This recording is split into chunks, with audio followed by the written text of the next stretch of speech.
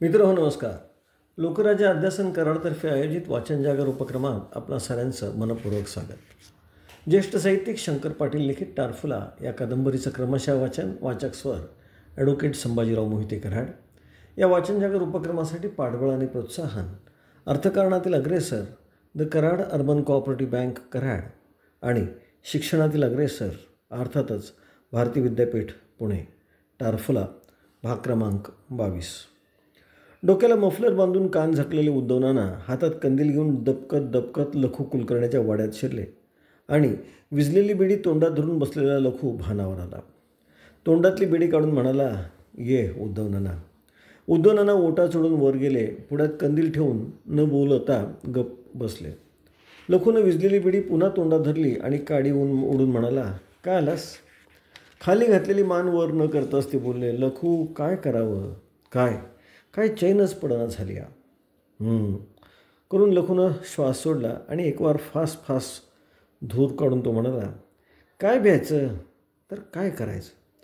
बंडलातील दुसरी बिडी पेटवत तो म्हणाला, अगं असं कोण लागून गेलाय तो?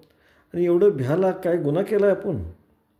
आबांचा खून झाल्यावर मोजणीचा दगड उपसून उद्धव नानाने गुपचूप 2 आरं रान बळकवले होते. त्याची त्यांना आठवण झाली आणि डोळ्यापुढं चांदण्या दिसू लागल्या. ते थोडा वेळ गप्प बसले आणि एकाएकी माशानं पाण्यातनं डोकं वर काढावं तसे बोलले, लखू हा हैवान पाटीलकीवर येणार आहे म्हणा. कोण म्हणताय? काय असं लोक बोलायला लागल्यात. मग का घाबरलायस तू? ते तोंडाकडे बघत राहिलं आणि लखूनं पुन्हा विचारलं, खरं म्हणतोस? खरंच की. अरे पण अजून माझ्या नेमणुकीची गोष्ट नाही आणि हा बदली पाटीलवर कसा येतोय? उसा सोडून उद्धवनाना म्हणाले, कसा येतोय कोणास ठाऊक. मग तोवर माझी नेमणूक होईलच की. आणखी एक बिडी पेटून लखू आपल्या नेमणुकीच्या विचारात गर्क होऊन गेला आणि त्याच्या तोंडाकडे बघत बसलेले उद्धव नाना कंटाळून गेले. त्यांच्याजवळ त्याला आधार मिळेल या आशेने ते आले होते, पण लखू आपल्याच नादात बिडी ओढत बसला होता.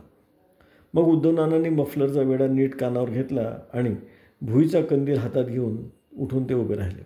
लखूनं विचारलं, का निघाला? जातो पडतो जातो. मग पाटीलकीचं खरं म्हणतोस? कोणाला काय तर कोणाला काय असं वाटून न बोलताच ते चालू लागले. कुठं जावं काय करावं हे कळेना झालं. मानेवर तलवारसारखी लटकत होती. घराकडे जाऊन गप्प पडणार तरी कसा? काय करावं? कुणाकडं जावं?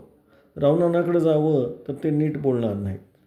हातात कंदील घेऊन विचार करत ते चालू लागले. एकाएकी मनात आलं, किरुनानाचेच पाय धरले तर? ह्या विचारानं जरा धीर आला. हा कोण कुठला परका माणूस आणि इथं येऊन कुणाला तंबी देतोय? हे गाव कसलं? ही माणसं कसली? हा गडीप पाटीलकर येऊन काय करणार? गावानं काय काकणं भरल्यात? गाव खपवून घेईल? किरुनाना दाजीबा गायकवाड काय गप बसतील? नागू पैलवानाला मलिदा चालू होत त्याच्या काय भ्यायचं एवढं? ते लगा चालू लागले. विचाराच्या तंद्रीत झपाट्यानं पाय उचलू लागले आणि हातातला कंदील हेलकावं घेऊ लागला. झोके बसून तेल हिंदकाळलं आणि फक्कनं वात विजली. एकाएकी अंधार गुडूप झाला. मागे पुढं काही दिसेना झालं. एका लयीत गतीनं चाललेले उद्धव नाना जागच्या जागी उभे राहिले आणि अंधार बघून येडबडून गेले. हातातली काठी आपटत महादा कोळी तरातरा चावडीवर आला आणि पायातला चेंडू उडवल्यागत पायतान फेकून वर गेला. सारे सनदी एका खांबाला पाठ लावून गप्प बसून होते. तरातरा पायऱ्या चढून महादा वर आला तशा साऱ्यांच्या नजरा त्याच्यावर रोखल्या गेल्या. तावातावानं त्यानं विचारलं, कोण आलतं का गाज? कोणीच उत्तर दिलं नाही. तसा तो पुन्हा उसळून म्हणाला, अरे सांगा की कोण आलतं? एक खाकरा काढून धोंडेबा म्हणाला, लई तावानं विचारायला लागलायस? अगा मग काय सोडतो काय? वय मग आलता तुझा बा. माझा बा आलता? बाच की तुझा. का मोड आल्यागत बोलायला लागलायस? मी नाही तूच तसा बोलतोयस. मला मोड आल्यात? आला असतील. आपलं दोन्ही हात पसरून धोंडीबा असं बोलला आणि महादा कोळी एकाएकी भडकला. खो म्हटल्यावर उठून पळावं लागावं तसा तो अंगावर धावून गेला. बेसावत बसलेला धोंडीबा म्हातारा हातपाय पसरून जमिनीवर आडवा झाला. चटाट असं उठून गेले. होतो तो खेळताना गड्याला धरावं तसं साऱ्याने मिळून त्याला आच्यात उचलून धरलं आणि 4 गाड्यांचा अवसान अंगात आल्यागत तो सारखा उसळी मारून बोलू लागला. नाही ते तोंडातनं शिवाय देऊ लागला. अंग चेसल्यागत झालेला धोंडीबा कसाबसा बेतानं उठून बसला आणि तोही आरडून विचारत राहिला, म्हाताऱ्याच्या अंगावर धावून येतोस? तोंड वर काढून तोही सांगू लागला, जीव घेईन कोणाचा बा काढतोस? साऱ्याने मिळून कशीबशी समजूत घातली. आपल्या मनाला एक धडा मिळाला असं समजून म्हातारा न बोलता शांत बसला आणि छाती फुगवून महादा कोळ्यानं पुन्हा विचारलं, वैर कोण आलता एवढा टिक्कूजी? दत्तूनाईक बोलला, नवं पाटील आलं होतं. शांत एका बाजूला बसलेला म्हातारा कड आल्यागत एकाएकी बोलला, मग तुझा बा नाही तर कोण आलं तर? आगीत तेल पडावं तसं झालं. पुन्हा एकाएकी भडका उडला. साऱ्याने मिळून महादाला आवरून धरता पुरे वाट झाली. जो तो म्हाताऱ्यावर खस मारून बोलू लागला, गप की बाबा, तू तरी गप बस. कानाला खडा लावल्यागत धोंडीपा गप बसला. महादा उसळून विचारू लागला, पाटील असला तर आपल्या घरचा की झाड की पत्ती? अरे गप, असं बोलू नको. आला आणि माझी 4 कबूतर मारून गेला. माझं पोरगं रडत आलं तर मर्दा. त्याच तावात दत्तू नाईक बोलला, तू रडत हिथं आलायस वय? रडत येतोय, हातात काय चुडा भरलेला नाही? अरे मग 4 दिवसांनी काय दावायचं ते दाव की, मग सोडतो काय ह्या पाटलाच्या? येताळानं एक तारी हातात घेतली आणि डोळे झाकून तो तारा छेडू लागला. हलक्या आवाजात गुणगुणू लागला. त्याच्या आवाजात एक वेगळाच गोडवा होता. नदीच्या काठी एका नदीच्या काठी त्याचं गुणगुणणं चालूच राहिलं. भाया सुतार पितळीसमोर घेऊन जेवायला बसला होता आणि पदर तोंडाला लावून त्याची बायको तोंडातल्या तोंडात सांगत होती, काय बघा, ऊनं परतली सुद्धा नव्हती आणि टाप घोडं आलं. अगं बया, अशा मिशा वर केलेल्या, कार डोळं फिरून बघत होते. पाठीला बंदूक लावलेली. हातातला घास तसाच अंतराळ धरून भया ओरडला, अगं जरा मोठ्यानं सांग की. तो ओरडला तरी ती कुजबुजल्यागतच सांगू लागली. तसा भाया एक शिवी देऊन म्हणाला, आईला काय सांगायचं ते नीट सुधरून सांग ना बे. मग कोण आलं होतं? काय भानगड? कोण आलं तर कुणाला दक्कल? अगं इचरून घ्यायचं नाही. ते काय आपल्याकडं आलं तर मग असं जाताना दिसलं हो थक त्याच्या, असं म्हणून तो म्हणाला, मग सांगायला लागलीस काय त्यात? गप बस.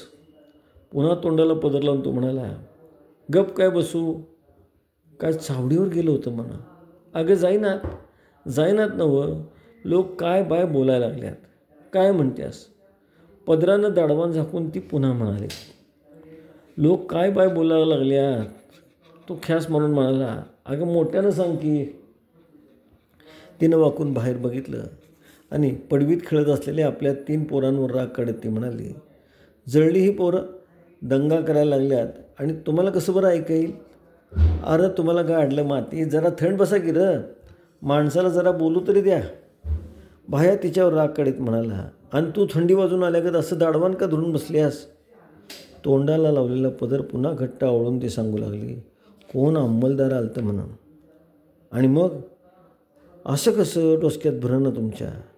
अगं मग काय झालं सांग की. गप जेवा आता पुढं बघून. शहाणी आहेस लई, मध्ये बोलून तो नको तर मग. न बोलता ती गप्प बसली आणि पुढं बघून भाया घास मोडू लागला. तो बिनखोरी जीव लागला आणि तिचा जीव चुटपुटू लागला. बाहेरनं हाळी आली, काय करायला लागलायस भैया? कोण आहे? या जेवाय.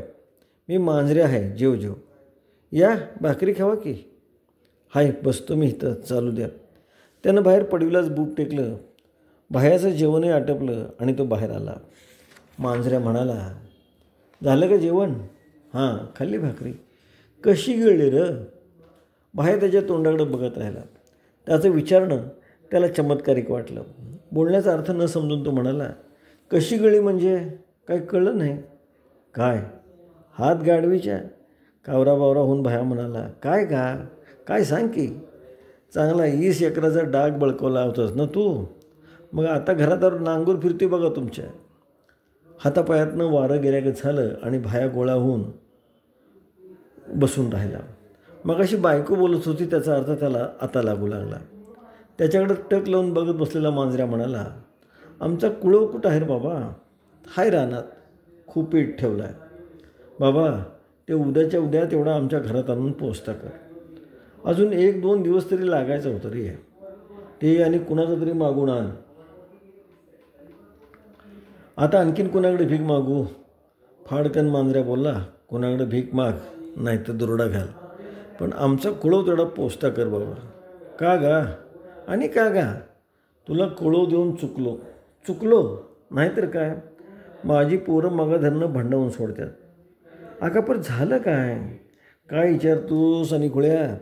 वाळल्यावर वलं जळायची बी पाळी येईल. आम्ही कुळव तुला का दिला म्हणून शान वरनं सरकारी दट्ट्या आला म्हणजे काय रे सांगू बाबा? म्हातारपणी घालतोस का तुरुंगात मला?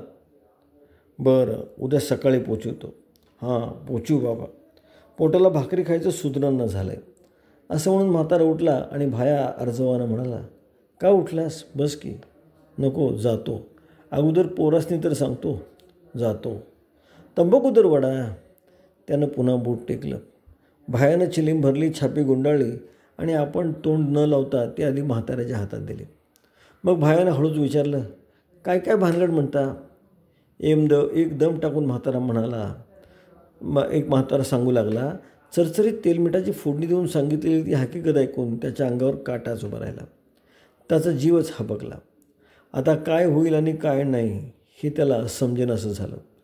भिरमेटल्या का तो बसून राहिला आणि औचित्याची बायको बोलली, आपल्याला अक्कल नाही तर आधी ह्या फंदातच पडायचं नाही तर येणाकरणी भोग आला का नाही आता? हात पसरून बाया म्हणाला, आईला दुसऱ्यांच्या नादानं फसलो का? बायकोने चपरा घाणली. नाही त्यांच्या नादाला लागावंच का? आईला खेळ खंडोबा झाला म्हणायचं येऊ. झेलकऱ्यागत बायकोनं सूर ओढला. खेळ खंडोबा? जन्माचा खेळ झाला. तसंच झालं की ग. असं म्हणून भाया एका तारे सांगू लागला, बैली जमीन गावली म्हणून शहाण औंदा बैतंसुद्धी कुणाकडं मागाय गेलो ना. बायको म्हणाली, अहो डोळं फिरलं तुमचं, का मागशीला बैतं?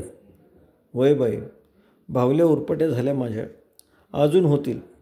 उसनल्यागत भाया म्हणाला, अरे त्याच्या आईला हे काय होऊन बसलं का? 4 दिवस झटे घेऊन रानात परवा खूप घातले. वय वा असं इकत आणलं. बायकोनं सूर ओढला. बायको अशी बोलत राहिली आणि आत्मक्लेश झाल्यागत भाया स्वतःलाच बोल लावून घेऊ लागला. एका घटकेत त्याची हजेरी खोळ्यात निघाली. असंच बोलणं झालं आणि मांजराचा म्हातारा उठून गेला. एकाएकी त्याला भकास वाटू लागलं. धरच पोचेना झाला. आधार नाहीसा झाल्यागत झाला. बसल्या बसल्या तो म्हणाला, होय आणि काय म्हणतासा? किरुनानाकडे तरी जाऊन येऊ.